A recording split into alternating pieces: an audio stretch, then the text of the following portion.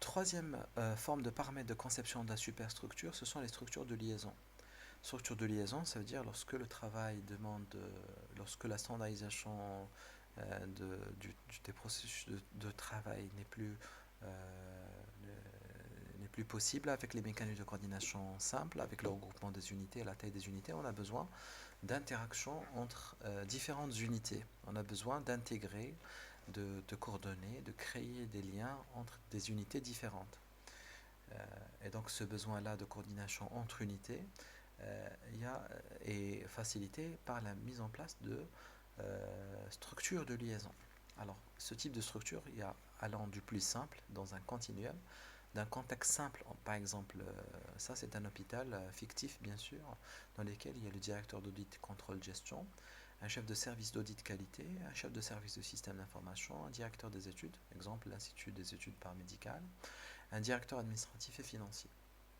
Alors la chose la plus simple est de un contact direct entre les différents chefs de service. C'est un mécanisme de liaison, ils s'ajustent, un ajustement mutuel, ils collaborent directement, ils parlent entre eux et ils permettent de coordonner entre l'unité audit et qualité et système d'information. Il y a aussi, on peut nommer quelqu'un qui va jouer le rôle d'informaticien clinicien, qui va jouer le rôle de liaison entre ces deux unités. On peut aussi créer un task force ou une comité d'attaque, une task force. Cette unité qui va être composée des chefs de service des quatre services système d'information, qualité, directeur des études de l'Institut des études paramédicales et le directeur administratif financier. Ça, task force. On peut créer aussi des équipes de travail en fonction de leur expertise.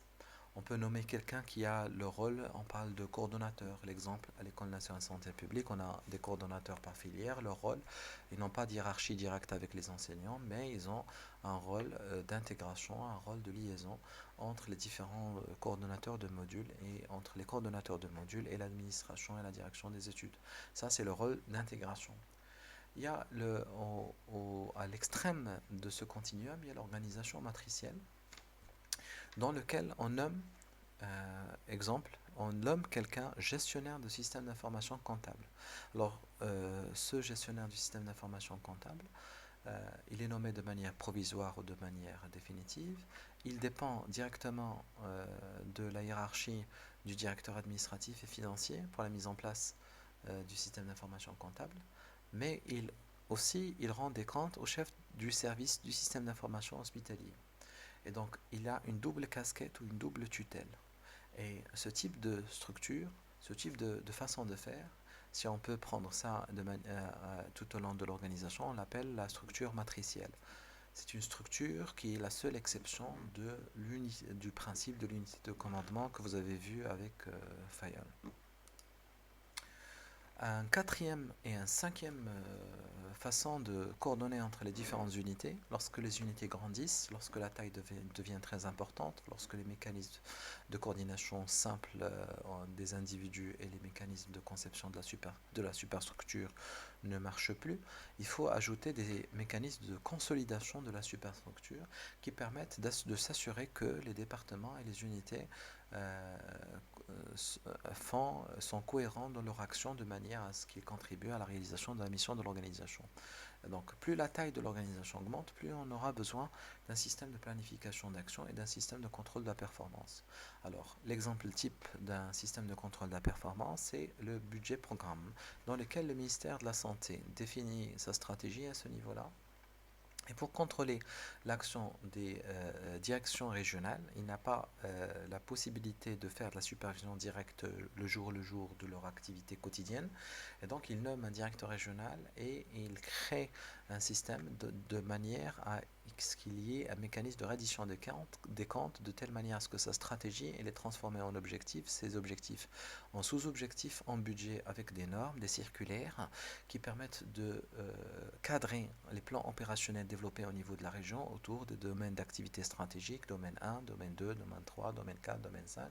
Et ceci va délimiter le champ d'action des régions de telle manière à ce que ces actions soient cohérentes avec la stratégie du ministère. Ça, c'est le système de contrôle de la performance. C'est un système qui se fait a posteriori, c'est-à-dire après que l'action soit faite et on évalue les résultats à travers des réunions avec les directeurs régionaux à la fin d'année ou à mi-terme, c'est-à-dire dans les 3 ans.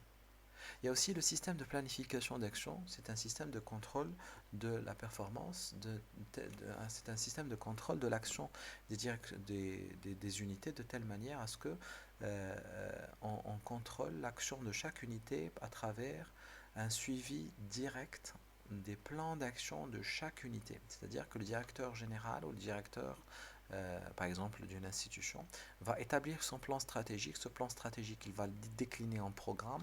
Chaque programme va avoir des projets, sous-projets spécifiques. Chaque sous-projet spécifique, il a un certain nombre de plans d'action. Ces plans d'action vont être validés tout au long du processus à différents niveaux, par la direction, par le chef de division, etc.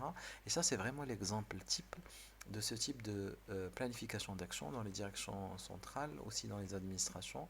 C'est tout ce qui est plan d'action annuel, etc. Et c'est l'exemple type des mécanismes. Ce système de planification d'action est très puissant dans les bureaucraties administratives et dans les administrations. Voilà.